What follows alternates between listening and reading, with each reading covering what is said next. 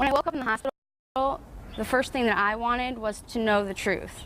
Now that I know the truth, all I want to do is make the truth known. The trouble for 23-year-old Chelsea Garrett began on November 5, 2011, when she began having periodic blackouts while driving.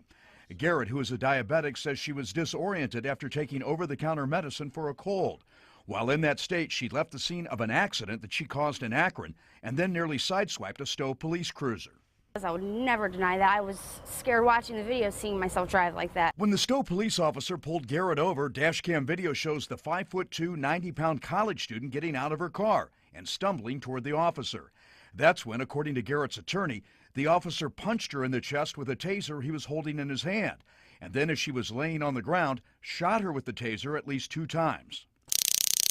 I would have gotten in the car. You could have handcuffed me, put me in the car. Anything.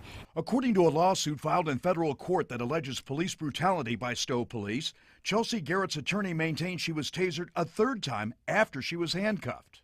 That'll never make sense to me. The Stowe Police Use of Force Committee, which is made up of 3 Stowe police officers, reviewed the incident and in December ruled that the officer's use of the taser was within department guidelines.